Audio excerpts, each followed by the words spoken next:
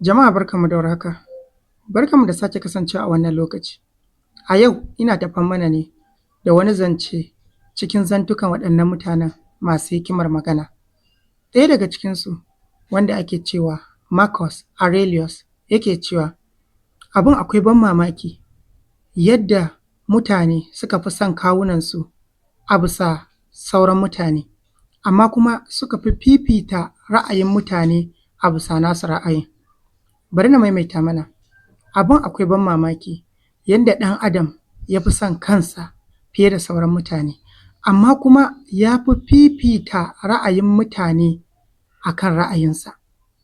Bari na yi mana bayani, me Marcus Aurelius yake so ya ce a nan? Wato yawancin abubuwan da kuka ga muna yi a rayuwar nan, ba wai muna yin su ba ne saboda ra'ayin kanmu, saboda mu muna son mu yi su. A'a, muna yin su ne domin haka mutane suke so mu yi su, ko in ce waɗannan su ne ra'ayin mutane a kanmu. Bari na yi mana ƙarin fashin baƙi don mu gane wannan magana na Marcus Aurelius. Yanzu idan kana so ka yi wani abu, ra'ayinka ya ce maka ya kamata ka yi wannan abun, ka ga dai ra'ayinka ya ce ka yi ko? To ba za ka fara aiwatar da wannan abun ba sai kuma zuciyanka ta fara gaya maka to me mutane za su ce akan wannan abin da kake so ka yi. Me mutane za su ce? Ya mutane za su kalli abin? Yaya? Haka za ka ji jinsu a cikin zuciyanka. Kaga kenan ka fi damuwa da ra'ayin mutane a bisa naka ra'ayin, duk da kuma ka fi son kanka a bisa sauran mutane. Bari na ƙara ba mu wani misali. Yanzu idan ni da kai a ce abokanai ne, ni da kai sai muka je siyan kayan sallah, sai ka ɗauka shaddan da ta kwanta ma a rai ta yi ma kyau da sauransu, sai ka ce wannan za ka siya. Ni kuma da na ɗauka shaddan sai na ce kai wannan kalan bai yi ba, haba ji waccan da Allah kai yanzu sai ka sa wannan kaza da sauransu, wannan ba zai ma kyau ba ma.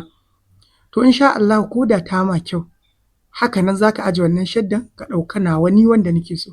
Kuma ka fi son kanka fa a bisa ni kaina, amma kuma ka fi girmama ra'ayina a bisa naka ra'ayin. Wato ko da a ce za ku je wani guri ne kai da wani, sai ka shirya kai kwalliyanka, sai ka kalla kanka a madubi kai kaɗai ka ce kai yaro ya yi kyau.